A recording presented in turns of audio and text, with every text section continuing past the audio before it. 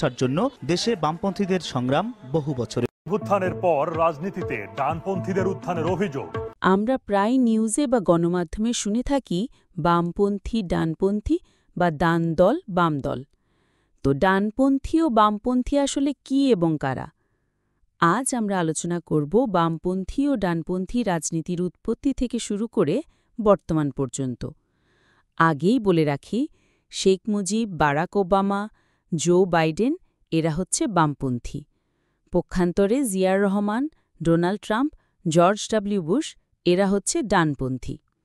১৭৮৯ সালের ফরাসি বিপ্লব আধুনিক রাজনীতিতে এক নতুন অধ্যায়ের সূচনা করে।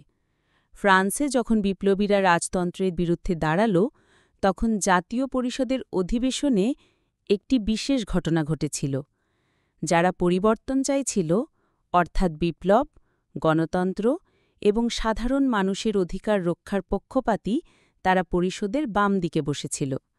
আর যারা রাজতন্ত্র, চার্চ এবং ঐতিহ্য রক্ষার পক্ষে ছিল, তারা বসেছিল ডান দিকে। এই বসার স্থান থেকেই জন্ম নেয় বামপন্থী এবং ডানপন্থী শব্দ দুটি। বামপন্থীরা বিশ্বাস করে সমতা, সামাজিক ন্যায় বিচার এবং রাষ্ট্রের সক্রিয় ভূমিকার ওপর। তাদের মতে ধনী গরিব বৈষম্য কমানো, শিক্ষা চিকিৎসা সবার জন্য উন্মুক্ত করা এবং শ্রমজীবী মানুষের অধিকার রক্ষা করা রাষ্ট্রের অন্যতম দায়িত্ব। অন্যদিকে ডানপন্থীরা জোর দেয় ব্যক্তি স্বাধীনতা, মুক্ত বাজার অর্থনীতি এবং ঐতিহ্য রক্ষার উপর। তাদের মতে সমাজে উন্নতির আসল শক্তি হল ব্যক্তির স্বাধীন প্রচেষ্টা, পারিবারিক মূল্যবোধ এবং ধর্মীয় বা সাংস্কৃতিক ঐতিহ্য। রাষ্ট্রের ভূমিকা হওয়া উচিত সীমিত, শুধু নিরাপত্তা ও শৃঙ্খলা বজায় রাখা। ইতিহাস জুড়ে দেখা যায় কখনো বামপন্থী ধারণা সামনে এসেছে, আবার কখনো ডানপন্থী।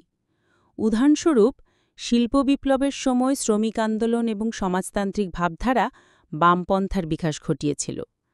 আবার ঠান্ডা যুদ্ধের সময় সোভিয়েত ইউনিয়ন ছিল বামপন্থার প্রতীক, আর যুক্তরাষ্ট্র ও পশ্চিম ইউরোপ ছিল ডানপন্থার প্রতিনিধিত্বকারী শক্তি। আজকের দুনিয়াতেও এই দুই ধারার পার্থক্য স্পষ্ট।